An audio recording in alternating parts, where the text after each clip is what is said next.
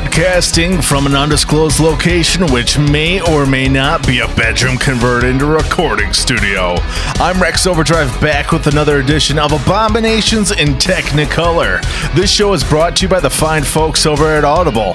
Head on over to audibletrial.com/abominations and sign up for a 30-day trial membership.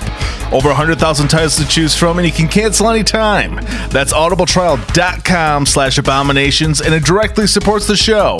Now, joining me as always is Adam. How's it going, Adam? Hi. How's everybody doing out there? Yeah, it feels good to be back. It's been a little bit. You recognize that greeting I just did? No, I don't. Heavyweights, man. Well, who in heavyweights did that?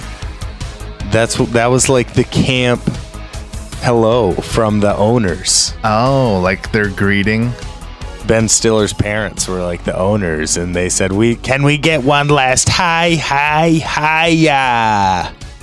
You know, that's a movie that we'll have to do on here at some point. I love heavyweights, and I feel heavyweights rules. I feel like that movie doesn't get talked about, and Ben Stiller's performance in that movie is just something that's just like, I don't know. It's like a ship in a bottle almost that you want to like put on a shelf somewhere. But that's it's like taking his performance in Happy Gilmore or his character and like stretching it into an entire movie.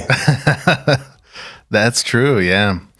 So we'll have to do that one at some point, but thanks for reminding me about heavyweights. Not enough people talk about that movie, so we'll have to do that one at some point. But pretty much we want to sort of wrap into, it's the holidays. We hope everyone had a nice holiday with their family and friends. And we're now into the new year, 2019. I didn't really do anything for the new year, but Christmas was good. We were hoping to pump out The Grinch Who Stole Christmas last week, but certain things, just timelines and things didn't line up for us to record, so we sort of scrapped that. And this episode we'll be reviewing Mars Attacks later. But Adam, did you have a good Christmas break? I did. It was great. Busy. I mean, I think when you have things like this that you hope to do, and it's funny how stuff can just kind of get pushed to the side, and family always comes first. So we apologize for the long awaited break. Hopefully everyone's hungry for some tasty movie morsels from the podcast, and we're excited to get back into it. Yeah, and I guess as far as like stuff I've checked out recently, I saw Aquaman. On my YouTube channel, I sort of shared my thoughts on that, but I really want to get a chance to take you out to see that one. I think it'll be a good time for you. Yeah. I also saw Mary Poppins the other day. And what? You saw that already? Yeah. Nice. And I mean, we grew up. We watched Mary Poppins. We were fans. Poppins. Yeah, Harry Poppins. We grew up as fans of Mary Poppins. Like that movie's really a classic. Hell yeah. Dick Van Dyke, man. Yeah. But I wasn't a fan of this Mary Poppins Returns. No. I found it to be quite boring. I mean, it's a charming movie, and it's essentially, for like kids and stuff, but it can be for adults too, right? But I fell asleep during this thing. Whoa. Yeah. And it's not often that I do. My wife's the Fate of the Furious. Yeah, we both fell asleep in that one a year all and a half over ago, again. But my wife's normally the one to fall asleep during movies at the theater, but this time it was me. Ooh. I mean, I went into the film, or I guess I went into the theater a bit tired. I was, but I just found the movie to be quite boring. And at one point I was just like, forget it. I'm not going to try and struggle watching this. I'm just going to, turn my shoulder into like the armrest and, just shut my eyes. Oh, that's awesome. But Not awesome for the movie, unfortunately, but man, I was looking forward to that too. I mean, I don't think it's necessarily a bad movie. I was just kind of bored. Well, is it like a direct rehashing?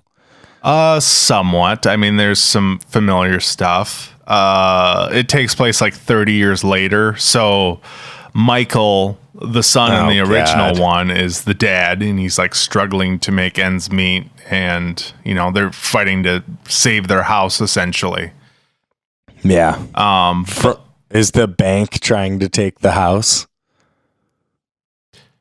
Yes, like like the bank that his dad worked at. Yes, all those years. Yes. Oh God.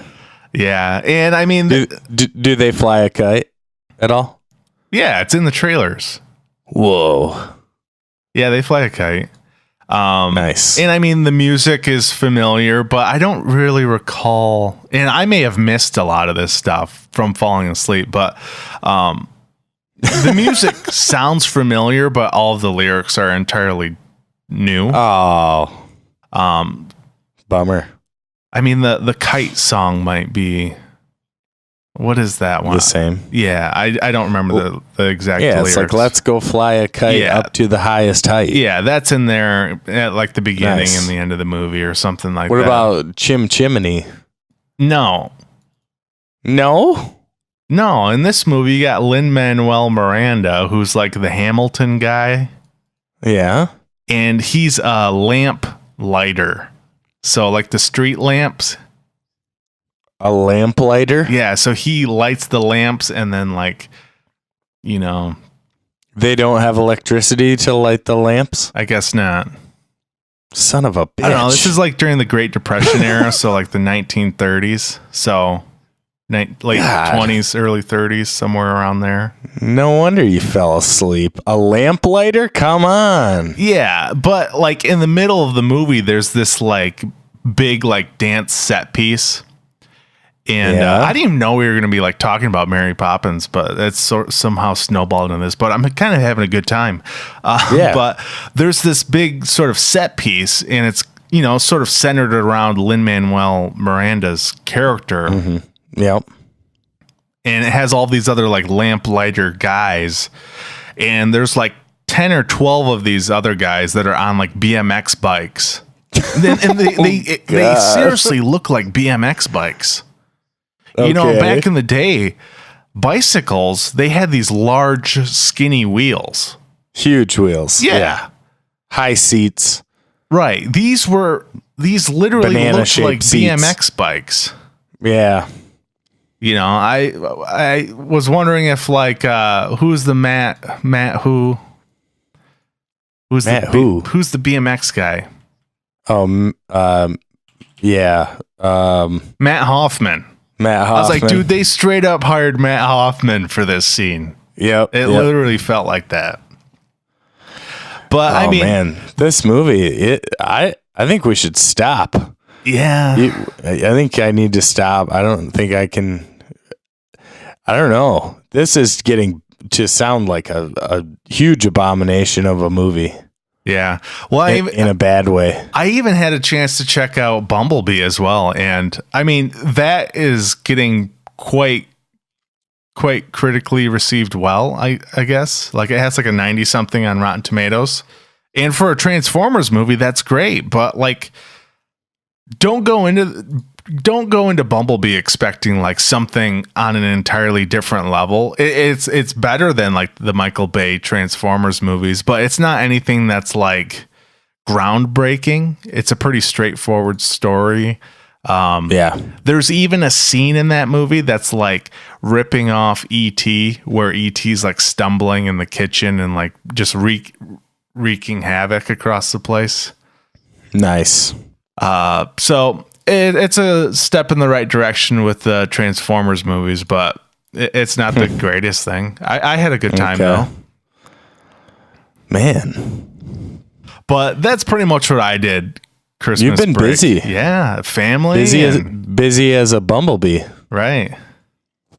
Yeah, but overall I'd say those three were were a good time. Aquaman is definitely my favorite out of the three movies. The I guess large three new releases that has come out, and I mean that movie is even just dominating the box office.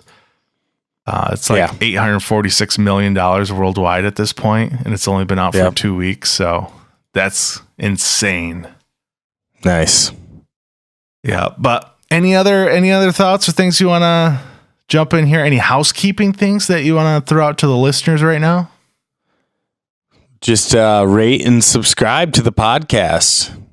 Send us an email or a voicemail. We haven't had Arthur on the show in quite some time. He's been bitching at us that some of our listeners haven't called in to give him some ammunition. So give us some comments, some things. We'll try to get some good juicy movies on here so we can give you guys some stuff to talk about.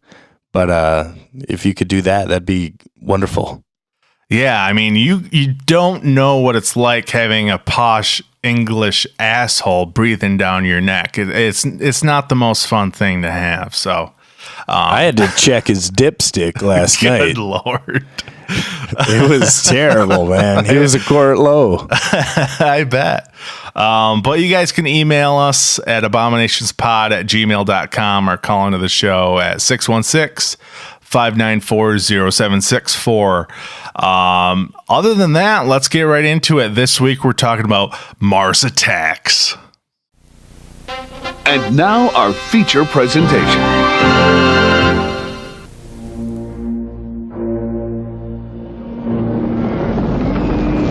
What is that? White House is coming out live. My fellow Americans, this is a momentous occasion. It is profoundly moving to know there is intelligent life out there. Alien life. And our world will never feel quite the same again. Once you believe. Martians, please come to Earth, please. Once you rise above fear. Annihilate! Kill! Let's not be too rash. Then you'll be invited. Hi there. Are you interested in the White House?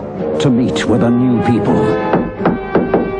It's so perfect that it's happening at the beginning of the new millennium. More powerful than the might of America. I'll tell you one thing, they ain't getting a TV. More advanced than the brains of Britain. Ladies and gentlemen, this could be a cultural misunderstanding. But be prepared for a few changes to what we know and love. You're Tom Jones, right? It ain't unusual. As we must learn to dance. Girls, get out! To a new tune. Jack Nicholson. Whoa. Why can't we all just get along? Glenn Close. Kick the crap out of them. Pierce Brosnan. What, in your view, are some of the things that the Martians can teach us, Professor? Quite a lot about Mars, I expect, Natalie. That means Danny DeVito. You want to conquer the world? You're gonna need lawyers, right? And Annette Bening. I think they've come to save us. From director Tim Burton.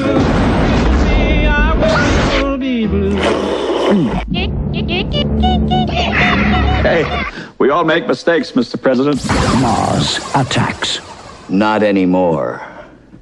We're going to take charge of this thing.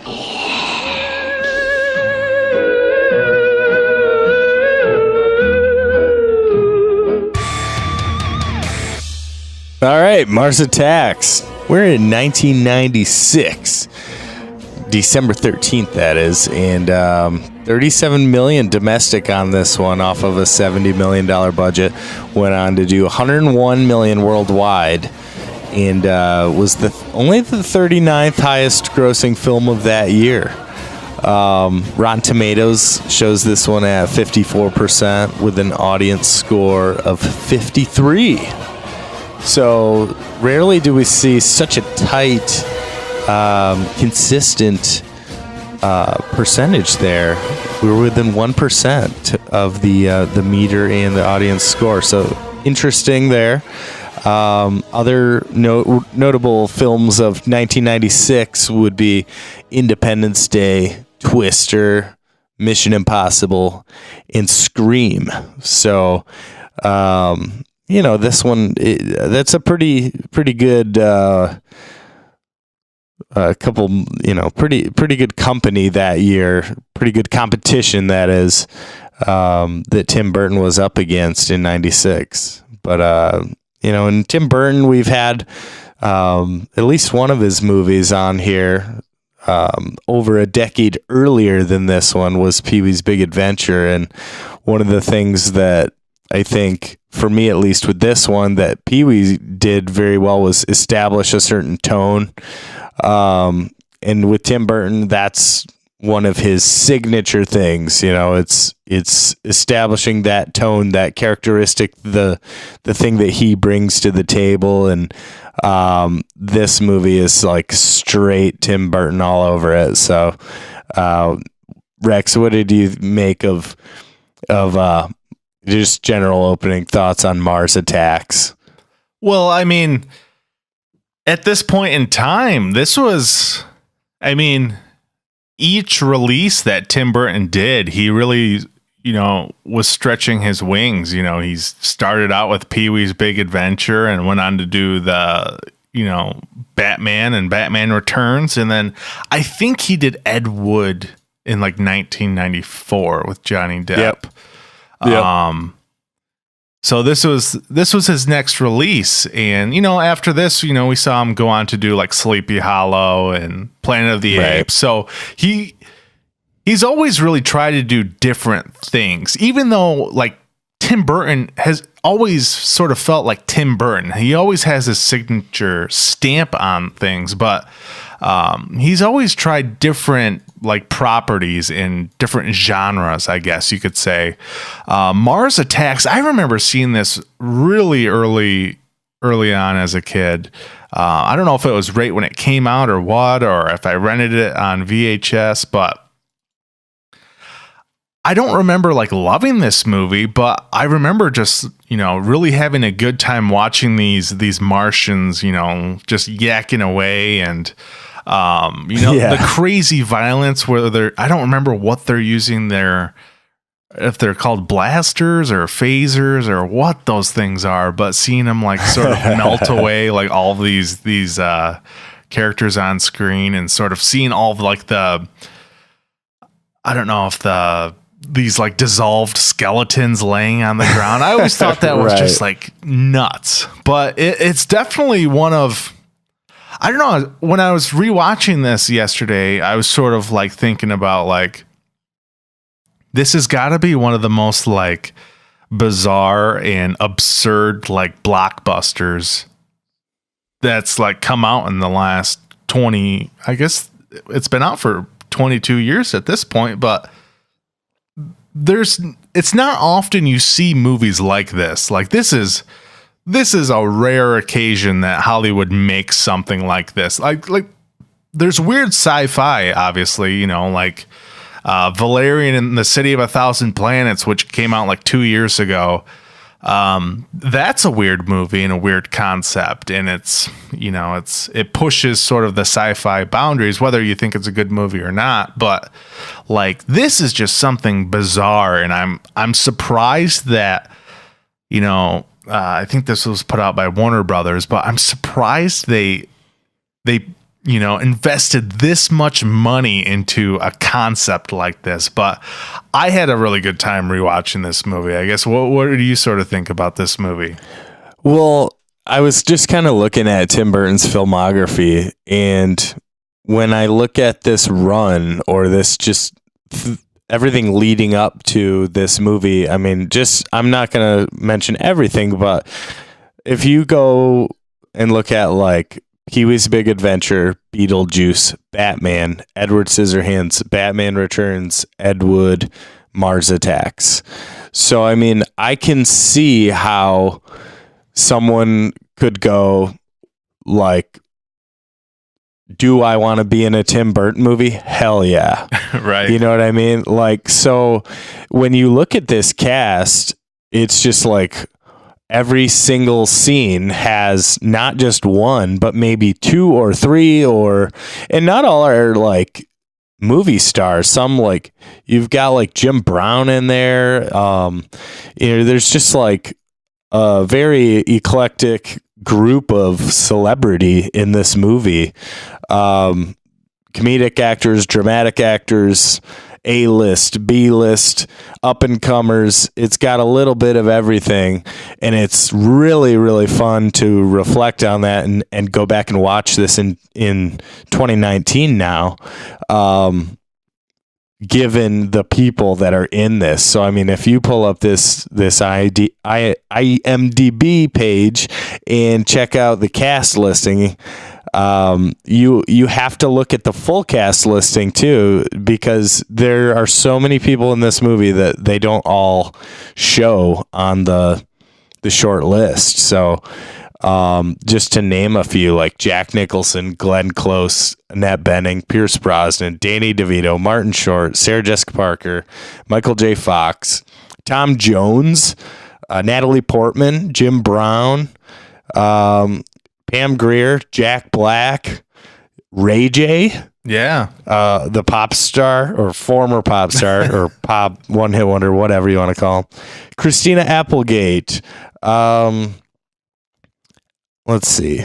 I don't know. I mean, I think that's now we're kind of getting into the nitty gritty, but I mean, it's just a lot of names. I mean, it's more jam packed than many that we've seen. So I really think that's one thing that just kind of blew me away with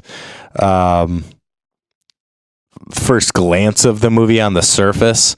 But as far as like the tone of the movie, like we kind of talked about his signature stamp, and the story, I guess, of this movie is pretty interesting. I mean, it's like Tim Burton's version of War of the Worlds, or Tim Burton's version of Independence Day, almost, in a sense. And to be out the same year as Independence Day, like, that's pretty crazy. Yeah. And I think that may have contributed to, it not earning so much at the box office. I mean, it's a weird movie on its own, but when you already have an alien invasion movie that came out right. in the summer, which I think Independence Day was received pretty well critically. Yeah, it's still, I really enjoy Independence Day to this day. Yeah, me too. But I was reading an interview with Tim Burton earlier before we started recording this, and Tim Burton acknowledged, that it was pretty coincidental that that Independence Day came out the same year, and yeah. He sort of said that, Mars Attacks is sort of like the Mad Magazine version of Independence Day. And I sort of got a chuckle out of that because it's kind of true in a way. It's sort of, it's sort of satirical in a way. It doesn't take itself too seriously. It's very comedic. Like this movie, I'm trying to if I had to describe this movie to somebody who's never seen it, I guess in terms of like genre, I guess it's like a sci-fi comedy alien invasion movie with elements of horror, I guess. Like there's some graphic stuff that's going on the movie, but it's never anything that's like scary in a way, but it's sort of, I don't know, like there's some of the death sequences I think I found disturbing as a kid. One in particular with Michael J. Fox, but I don't know. It's such a weird movie. Yeah. Caution to all Back to the Future fans that love, Marty McFly. Just don't watch this one if you don't want to see Marty McFly get evaporated with a laser and turn into a green smoking skeleton. Spoiler alert! Right. He's such a small man, too, in this movie. Like, in Back to the Future, I feel like the way they shoot the movie, like Spielberg, is it Zemeckis? Robert Zemeckis, I think, directed Back to the Future. Yeah, yep. Yeah. They do such a good job of, like, making everyone around him to scale. Like, they're not that much bigger than him, but Michael J. Fox is such a small man in real life that you really see that in this movie when he's running around on the battlefield. I found that to be rather enjoyable to witness. Yeah, like you'd think that guy would have more to do. And I think you could probably say that with a lot of the characters in this movie, but that's what's so surprising about this movie is it really keeps you on your toes in terms of like it throws you for some curveballs, like some characters you think that might have some significance in the story may not really have that. But I literally just thought of this, but the Martians blasters or whatever you want to call them, they're ray guns. Ray guns, yeah. And I don't know if Super Soaker, pulled this from, pulp sci-fi from like the 50s and 60s, but do you remember the Super Soaker 50? It was like yellow with the green screw-on tank. I owned it. Yeah. And I mentioned this in the Ernest Scared Stupid episode. Oh, did you? I didn't remember that. So for those who have not listened to the Ernest Scared Stupid episode, you can listen to it and hear me talk about my yellow and green Super Soaker 50. I never filled it with milk, though. Oh, yeah. I remember they did do that in the movie. Only water. Yeah. But, I mean, the Martians, their ray guns are like blue and red, but just the design of it, it really reminded me of the Super Soaker 50. But we do have to mention that Mars Attacks, this was a cult trading card series back in like the 50s and 60s, I believe.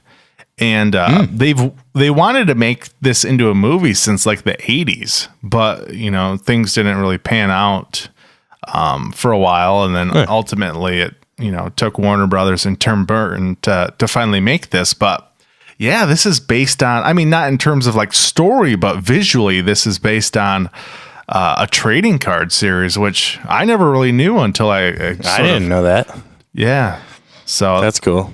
That is quite interesting. But there's people out there that were massive fans of this trading card series. So I guess it was quite popular, sort of turned into a cult thing. So that's pretty cool.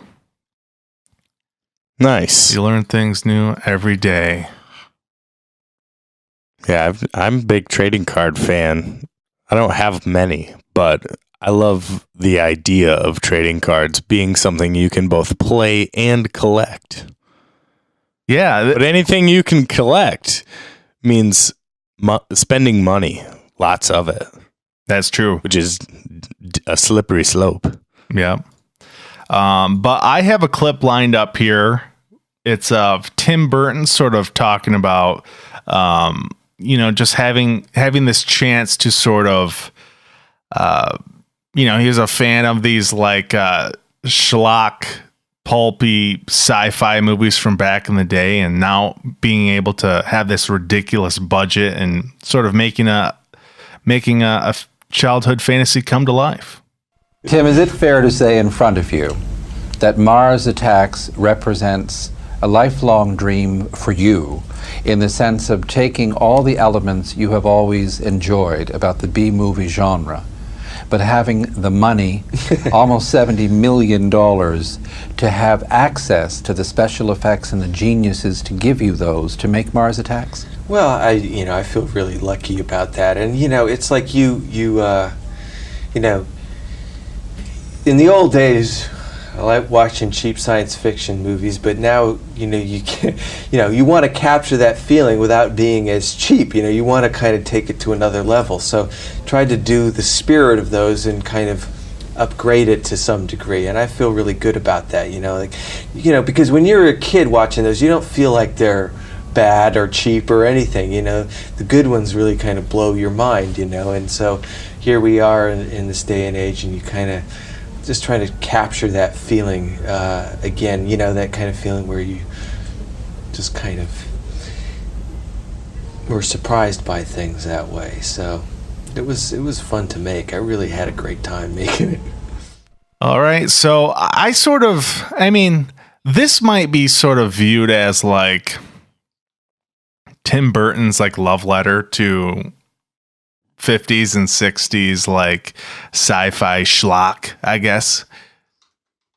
Like what are some of those movies like Invaders from Mars and I don't know, you obviously had stuff like War of the Worlds and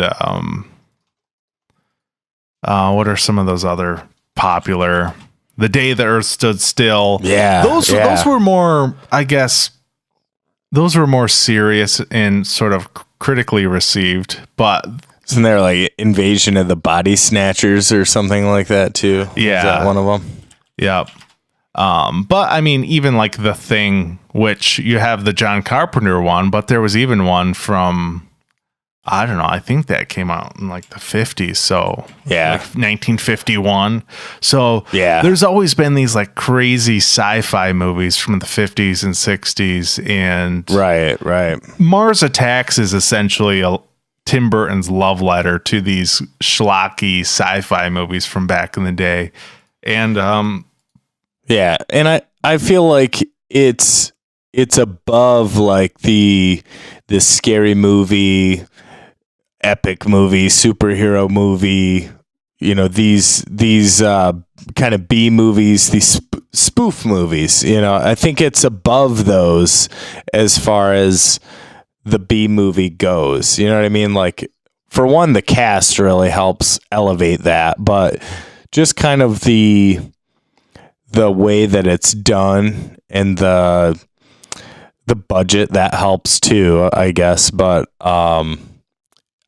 you know what you know who the artist is behind the camera, and therefore it kind of allows you to kind of understand his style and what his intent is, and you know, kind of knowing who Tim Burton is allows you to kind of know what kind of movie you're in for. And I think while this one's pretty different, I think it's good that we maybe got this several years before a lot of these other spoof movies came out, so one wouldn't look to like lump this in with some of those, if that makes sense. Yeah, and I think some people might compare it to those movies in terms of, I guess, the comedic aspect. And yeah, like, I guess when you pair up like Independence Day and Mars Attacks, yeah, there's definitely a tone difference there where one may feel like a spoof movie or a riff on the genre. But I feel like Mars Attacks I feel like it's more than that, you know? I feel like this movie has some deeper meaning that sets it apart from movies like Scary Movie and Epic Movie. And I don't know. I don't necessarily batch it into that genre, I guess. Like, I feel like those spoof movies are made with such, and you mentioned the budget as well, but those Scary Movie and Epic Movie and the sort of movies that were coming out of the aughts, they essentially killed the spoof movie genre. Like, right. Where I feel like Mars Attacks, it has there's these aspects in the film where it even feels more related now, I guess. But I don't really view it as sort of like any sort of spoof movie. But I feel like it does sort of riff on the genre. Yeah, it's a standalone movie. It's not something where it's got like Scary Movie. How many sequels were there? And there are direct references that are like very obviously pulling from very specific movies versus Mars Attacks is more just like a tribute to a genre or a tribute to a handful of movies. So, you know, while it might have some similarities, it's its own movie, you know, beginning to end. And I really thought like in it has some themes of like, I almost want to say they maybe looked at like they could be political statements as far as just to get into the plot a little bit, like the way that the government or the president, Jack Nicholson, with the way that he manages the situation or mismanages the situation rather with his different scientific and military advisors, the situation, the way it plays out, it's very poorly handled, and somehow he manages to survive the thing. But like, I feel like, is that poking fun at political figures or government, the government in general? Like, do you feel like Tim Burton's making a statement there, or do you think it's just for comedy? Because Hollywood, I think, has a reputation of being very like liberal in general, and I feel like that's just something you see and from time to time, and I feel like this would be consistent with some of those themes that you see otherwise. I really think they're poking fun at politicians, especially towards the beginning of the movie where you have Martin Short's character, who's the press secretary, driving around in the back of a limo, hitting great on hookers and stuff like that. Absolutely. I think that, and I mean, politicians have been known to sort of dabble in, hookers and cocaine and all of that sort of stuff. But I mean, part of me was really like viewing this as, and I don't want to really get into politics, and I don't even really follow it in terms too much, but and regardless of where you stand with President Donald Trump, the guy is a character. Whether you support the guy or not, the guy is he's his own character. He's been on reality TV, and there's nobody in the world like the guy. But when I was watching Mars Attacks, I couldn't help but sort of view Jack Nicholson's character of the president as Donald Trump. Is this how he would have sort of handled the situation? Whether he's trying to balance the scientific aspect of an alien invasion, but he has these crazy generals that are, telling him to, initiate DEFCON 4. They're like the angel and devil on his shoulder. Yeah, and he doesn't know what to do. He sort of plays it safe at first, and he plays it safe a second time, trying to, give the benefit of the doubt, and it bites him in the ass. One of my favorite things about the movie, and it was rather unexpected, because the beginning, when they first initially welcome the Martians, and the entire assembly of all of these hundreds of thousands of people get totally wiped out in the desert.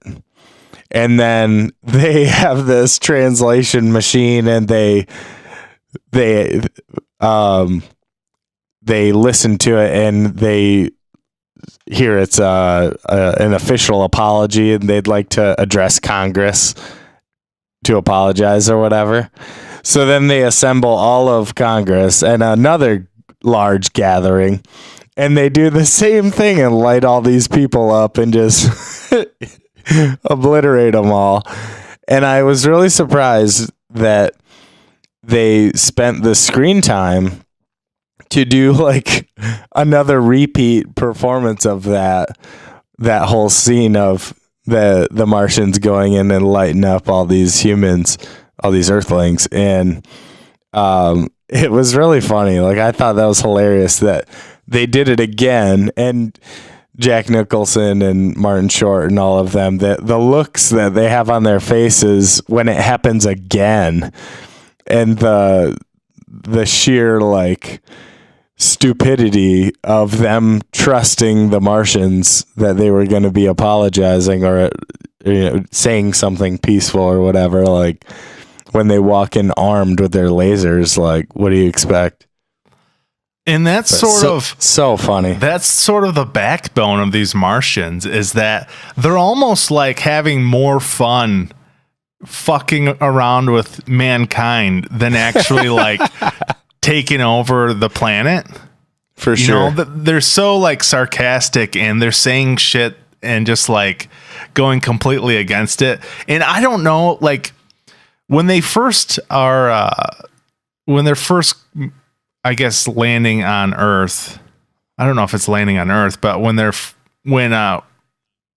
military and Earth are welcoming them, and the translator's going off, like it's saying all this stuff that's like positive and like we come in peace, but it's like everything is the complete opposite.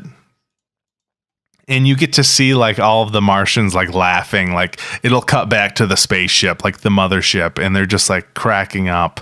I don't know. I just find like just the comedic aspect of the Martians hilarious. And yeah, I thought the design was really good. They were really well designed. I love the like large brains and just kind of this like really skeletal look that they have. Very interesting. They're just not visually appealing at all. Especially like you see that scene with Martin Short when one of them dresses up as a girl, and Martin Short like makes a move on her and kisses her, and then they end up biting his finger off and part of her face is hanging off, and you just think like, man, he kissed one of those Martians, like how that's so disgusting. He just ends up dying, but pretty funny. Yeah, he was probably not like my favorite character, but like I really got a kick out of him like driving around in a limo trying to like pick up hookers as this like slimy politician. I just thought it was hilarious. And I really forgot that he was even in this movie. Yeah, man. The only way it could have been better is if he would have played Jiminy Glick. Oh my God, that would have been great. As the press secretary. Yeah, and have like a jar full of jubes. Yep.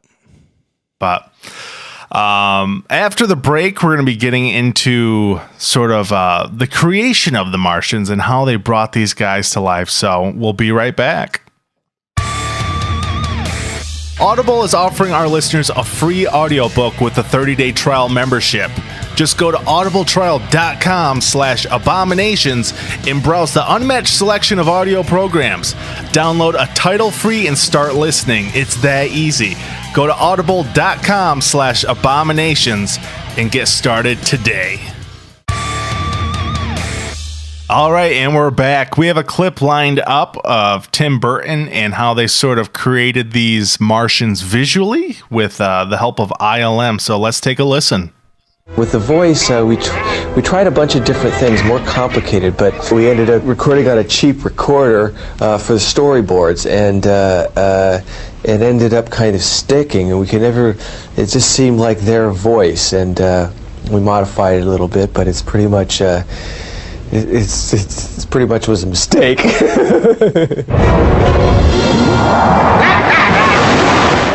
The computer-generated Martians are an awesome display of state-of-the-art technology, but Burton intentionally made their movements similar to the animation perfected by early effects masters like Willis O'Brien and Ray Harryhausen. I love stop motion, and I always have and always will, and I think each medium has its own energy. With this group of animators, it's really great, try to achieve that kind of feeling of stop motion, which is its roots and inspiration.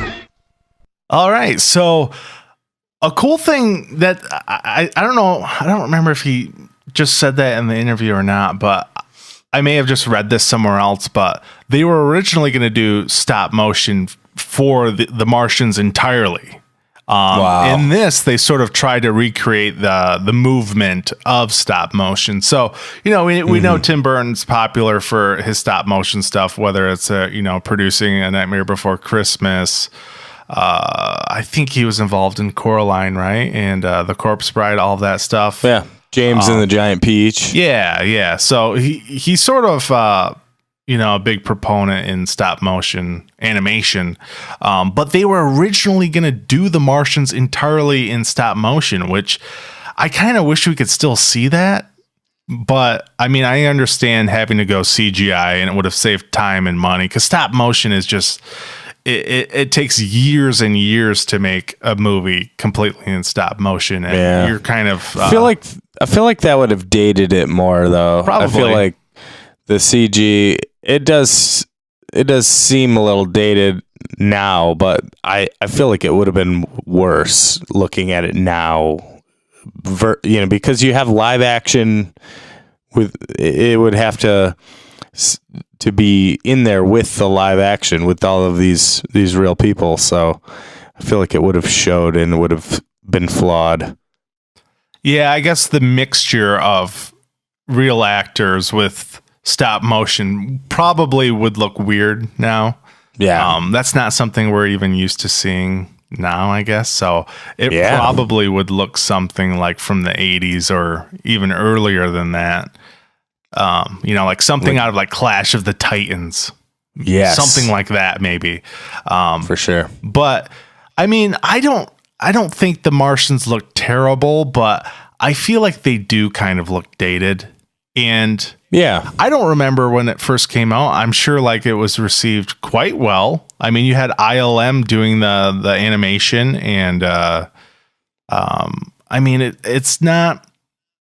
There's not. I don't know. Compared to a lot of other stuff that comes out nowadays, like the majority of the CGI in this movie is just the Martians, where I feel like, it never takes place on Mars, or, there's some shots in the opening credits as the flying saucers are, leaving Mars and heading to Earth and stuff like that. But I don't know. I feel like they didn't have I guess a lot to do in terms of like special effects other than the Martians and flying saucers. So, but I think they look okay. Something that bothered me about the Martians all the time, though, is they have these little skin flaps like on their cheeks. Oh yeah. And I never understood like what's the purpose of those. It sort of just distracts me. Well, I think it's adding a little bit of like detail. Some flesh. For me, at least. It's attention to detail. These little flesh danglies. These little dingleberries. Yeah, I think it's maybe those are their those are their most sensitive parts, Yeah. Privates. Yeah. But I guess do you think this movie still holds up? I do. I mean, I think I really enjoyed it. I think, I mentioned earlier the cast for me, it just kept going and going, man. Like, I mean, like some of them were just kind of like hidden gems. Like I kind of mentioned earlier the big heavy hitters, but I mean, for example, like I just want to like talk about like Jack Black plays this military dude who is very out of shape. Like, can we just talk about Jack Black for like 2 minutes here? Yeah, let's do it. Like, it's a young Jack Black with a military like flat top haircut, and I just absolutely adored him in this movie because he couldn't do anything without like running out of breath, and he was always like huffing and puffing. Yeah. And he was a terrible soldier. Like, I just thought, like, I've seen a lot of movies where, we did The Cable Guy, and if we watch like High Fidelity or, these other movies, like kind of somewhat earlier on before he blew up and was like, I don't know, Nacho Libre and School of Rock and all that. Like before, back in the day, I feel like this is like an awesome movie to go back and see Jack Black in, and he's so funny, and you get a lot of that really animated humor that he brings to the table in this movie. And it's short-lived because he meets his demise because he doesn't know how to put a clip in his rifle. But very, very funny stuff. I loved it. And I guess what I was getting at with this whole thing was his dad is the guy that is in Joe Dirt. He is Brandy's dad. Oh, that's right. The owner of the dog, Charlie. And he gets his foot stuck in a railroad track and gets his leg chopped off by the train and sends the dog.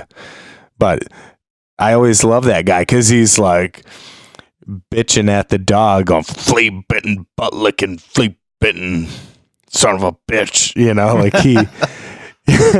I love that dude. Like, I always thought that was the funniest thing when he's like wasted drunk yelling at the poor dog, Charlie. And the other guy that I really enjoyed seeing in there was Pam Grier, the lady who's the wife of Jim Brown. I forget his name in the movie, but he's like a former boxer, heavyweight champion or whatever that works at the casino. Yep. Her kids, the youngest one is the kid that plays Michael Jordan. That's right. In the beginning of Space Jam. Which came out that same year, 1996. Holy wow. Yeah. Pretty rad. It is. Pretty rad. Ray J must be the other kid, do you think? Yeah. I don't know. Yeah, he's the older brother. Think? There you go. Okay. Yep.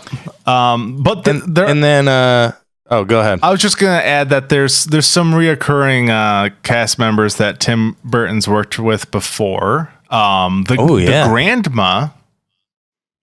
Yes. She's Juno from Beetlejuice. Oh yeah. And the guy who you were just talking about, I don't remember, is not Tom Jones. He's the singer. Who's the other guy? I was going to mention Tom Jones. Who's the dad of Jack Black in the movie? Brandon Hammond, is that the guy? I don't remember, but anyway, that guy's wife, she's the crazy lady in Edward Scissorhands that thinks Edward is like some demon, like Satan's like spawn. Okay. There are a couple actors that Tim Burton has worked with before. Joe Don Baker is the guy who plays Richie's dad. Is it Richie? Yeah, Richie. Or, well, the brother's name is Billy Glenn. So it's Richie and Billy Glenn. Billy Glenn is Jack Black.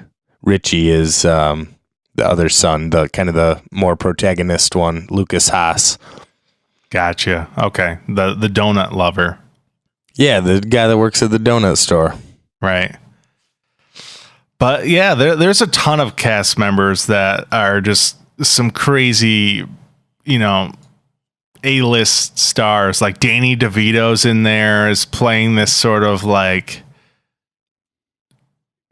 gambler lawyer dude in Las Vegas.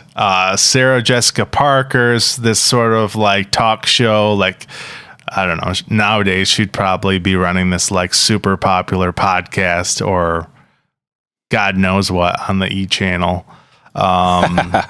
Pierce Brosnan as the scientist. Yeah. I love Pierce Brosnan. Absolutely. But the list goes on. And you want to mention Tom Jones? Tom Jones, yeah. I mean, who didn't like the ending where they show Tom Jones put his arm up and a falcon lands on his arm and then they start playing his music? I mean, when you have Las Vegas, absolutely, you need Tom Jones. You got to have him. We haven't mentioned Jack Nicholson's double performance. So we talked about him as the president, but we didn't talk about his character. I don't remember the character's name, but he's this like Las Vegas. It says Art Land. Okay, so he's like this Las Vegas real estate guy slimy real estate guy. And dude, I could have sworn he was Burt Reynolds. Really? Well, I just like get this total Burt Reynolds vibe out of him. Yeah, I guess the character is very much like one that Burt Reynolds could possibly play. The other thing he reminds me of is in Beetlejuice when Michael Keaton Beetlejuice is approaching the strip club in the model of the town or whatever. Yes. Oh, and he's doing that like dance, like side to side, like shuffling. Yeah. And like approaching the gentleman's club. Like, I just feel like there's something about Tim Burton's filmmaking that allowed those two characters to like gel together in my brain and create this like wonderful, sublime, film characters. I love what he does. I do. I really do. Yeah. I guess is there any other cast members that you want to sort of talk about? I thought Natalie Portman's character was kind of interesting in that she was just kind of this, her and Glenn Close kind of had these really, well, Glenn Close's character was very Tim Burton-esque. It was just kind of like this kind of satirical character, like the first lady, but she had this weirdness to her, like this very strangeness. I feel like she was kind of like the same lady she was in the Stepford Wives. And then Natalie Portman's character reminded me of Winona Ryder in Beetlejuice, just kind of this like disengaged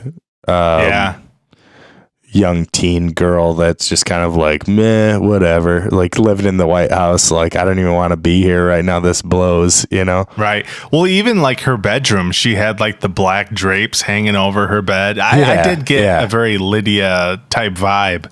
Right. I would, if I ever had the chance to interview Natalie Portman, which that would never happen, but I would like to ask her one question, and that is, can you tell me about your experience working on Mars Attacks? I mean, do you think what do you think she would even have to say about that? I guarantee she doesn't get that question very often. Yeah. It's like, who's this lunatic asking me questions about Mars Attacks? Yeah. But this was 3 years before The Phantom Menace, and right. I don't know if it's her big break, but she was in Leon the Professional in 1994. So I love that movie. Jean Reno. Yeah, great movie. But yeah, that's pretty much it for the cast. There's you got Pam Grier in there. We didn't really talk about her, but there's Jackie Brown. This movie has a lot of characters, but they really have no arc. Things happen to these people, and they either die or they survive. So yeah, really is just kind of like most of the movies, the events leading up to these like action sequences, the unraveling of everything, and the resolution happens very fast with the whole like country western music, right? Debacle, not really a debacle, but the very lucky, opportune stumbling upon this like loophole kind of miracle of a solution to defeat these aliens. Pretty funny though. I mean, it was interesting that this music could somehow have an effect on them physically like that. Yeah, it's actually Slim Whitman. Oh yeah, Slim. That's the singer. But they even plant that seed earlier on in the movie when the grandson's checking in on his grandmother at the the medical home there, and she's listening to it, and it plants that seed. It's even in the trailer, so it's not like they're just pulling a rabbit out of a hat. There's some logical thoughts and storytelling in Mars Attacks, but there's, I don't know, I guess, like, there's so much cast in this movie. I guess notable actors. I do feel like there's some wasted talent in this, but it's almost like Tim Burton just called up some friends and was like, "Hey, you want to be in Mars Attacks?" You know? Yeah. I don't know if it's these actors like doing him a favor or what, but yeah, I think they just wanted to be in a fun, crazy, like sci-fi movie. That's sort of the vibe I get. I kind of like would almost compare this movie to Tropic Thunder. Like, oh yeah, a kind of movie where like you get a guy like Matthew McConaughey in there playing the agent that, you know, like that character he played in that movie. Like, why do they need to have Matthew McConaughey in there? It's just like a cameo kind of an appearance in for fun, you know. It's just kind of, I don't know. I feel like it's probably a really fun movie for all of those actors and actresses in all of Hollywood. Like for all those Hollywood actors and actresses, it's probably a good time for all of them to watch a movie like this, where you can see so many of all these people that they've worked with before, and in such a fun and comedic type of movie. Yeah. Like, I feel like it was probably just a movie where they're like, this is going to be a really good time for the general public, a really good, fun movie to make, and, you know, let's do it. So, and he was at the point, Tim Burton was on fire to the point where he could just, you know, they'd throw money at him and go, you know, do what you want to do. Yeah, I literally feel like that's what happened. Was like, you know, the guy released box office hit after box office hit, and Warner Brothers was probably like, well, what do you want to do? You know, like, he had this great relationship with the studio, and, you know, they gave him the ability to sort of stretch his wings and develop this crazy sci-fi B-movie property into, you know, Mars Attacks. It didn't perform too good at the box office, but you know, I think it's one of his movies that flies under the radar, that does have some sort of you know, current relevance, I guess. You know, whether it's politically or, you know, just comedy, I suppose. But I guess, how do you think this movie stacks up with his other films? I mean, I tend to more so like Tim Burton pre Charlie and the Chocolate Factory. Oh yeah, that's a good place to draw a line. Yeah. Which is like 2006 or somewhere in there. Yeah, I like Big Fish. I find that to be somewhat okay. Yeah, Big Fish movie. is okay. Yeah. I mean, for me, I'm looking at his filmography here, like, you know, the ones I mentioned before in the beginning of the show: Pee-wee's Big Adventure, Beetlejuice, Batman, Edward Scissorhands, Batman Returns. Those are big movies on my list. Like, those are like my childhood. And then, but I have other ones in there. Like I like Sleepy Hollow a lot. I think that movie's overlooked. I really liked Sweeney Todd. Corpse Bride I liked a lot. The Planet of the Apes. So I think that one, especially now since the newer Planet of the Apes movies came out, that one gets thrown under the bus quite a bit. But at the time, though, like, I really enjoyed kind of a Tim Burton version of that. The costume design was really good, and I don't know, I think that was a really good Danny Elfman score in that movie too. So I thought that was really a really cool movie back in the day. But I don't know. I feel like, for me, like, probably my all-time favorites would probably be Edward Scissorhands, the Batman movies. It's just so hard to say it in Pee-wee. I mean, it's so hard to put anything above any of those. That's tough. But I love Edward Scissorhands, the score of that movie. Like, anything that's most of his stuff has Danny Elfman, but anything that's got like a really memorable score, that really sets it up, puts it on up on a pedestal for me, at least. Yeah. Well, like, I don't know. I feel like his first like four movies are just like absolute perfection. Yeah. Well, would it be four? Pee-wee, Beetlejuice, and the two Batman. Yeah, I love all those feature first films. four. Yeah. I feel like Mars Attacks was sort of the point where people started to question whether Tim Burton was, Teflon or not, whether like this guy is actually, he can't release, like an insanely popular blockbuster that makes all this money. And I mean, he is pretty hit or miss at this point. I love sort of the, diving into the mind of Tim Burton and the crazy concept that guy comes up with. But the last, 15 years or so, 10, 15 years, like the guy's been pretty spotty. Like I can't remember the last Tim Burton movie I really enjoyed.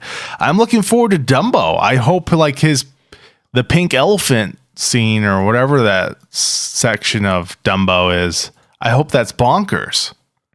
So I'm looking at his filmography and there's something like glaring at me right now, and it says announced Beetlejuice 2.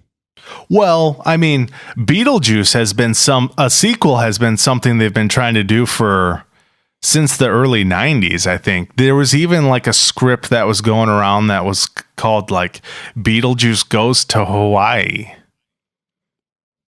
I swear to God, Google it. I don't want to. Yeah, you don't want to. Like, I don't want to. But I mean, I'm scared. I would be. I don't know. Would I be down for a Beetlejuice sequel with Michael Keaton returning? I don't know. Oh man, just imagine how bad he would smell out in that hot sun. Right. Well, I mean, oh God. With the current, with how successful comedies are after, normally when they try and do a sequel 10 or 20 years after the fact, it usually becomes like a disaster, whether it's Dumb and Dumber 2 or Zoolander 2. It just doesn't work Joe out. Dirt 2? Yeah. So I would say I wouldn't want to see a Beetlejuice sequel, but I would be down for a Mars Attacks sequel. Yeah. If they came back, I don't know how you would. I would like to see more, I guess, on Mars. I want to sort of see their civilization. I think that could be cool. I want to see Warner Brothers make a deal with DC Comics and have the Martians come to Earth and see the Justice League fight off the Martians. Dear God.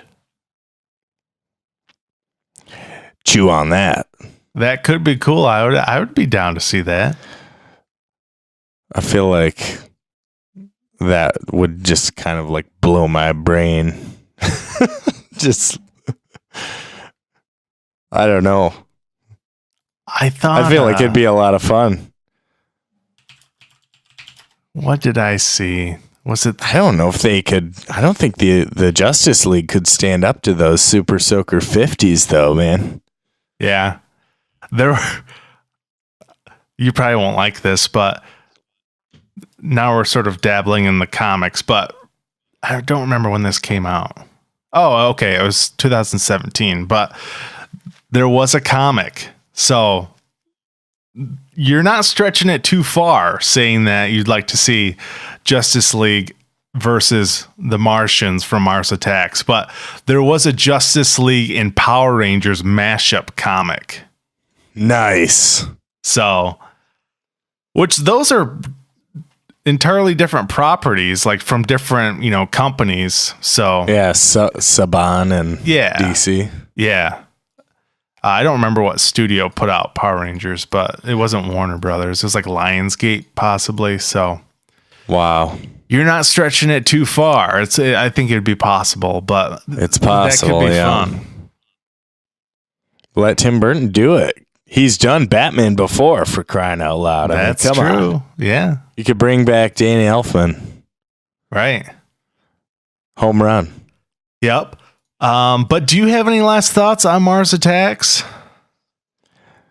No, it's a good time. It's a movie that I hadn't seen in a long time, and I really enjoyed it. I think it got a little. I feel like I would have liked it to wrap up a little bit quicker. It dragged in the end, but everything leading up to all of the end action sequences of that third act, like everything leading up to that, all the comedy and all the cast and everyone, just so much fun. So if any of you guys haven't checked it out, I mean, give it a watch. It's pretty entertaining, and I feel like it stands up pretty well in 2019. It's not too bad. So check it out and see what you think, and let us know. Yeah, and sort of, I guess if it's your first time watching it, try and view. I think this is just for good entertainment value, but try and view, I guess, the political administration that's in Mars Attacks, and sort of try and view it as our political current day. Yeah. And I think you'll have a complete blast, because that's what I did rewatching this, and I was just cracking up at sort of the scenarios and them trying to like figure out what to do, and all the generals telling the president, we must nuke them.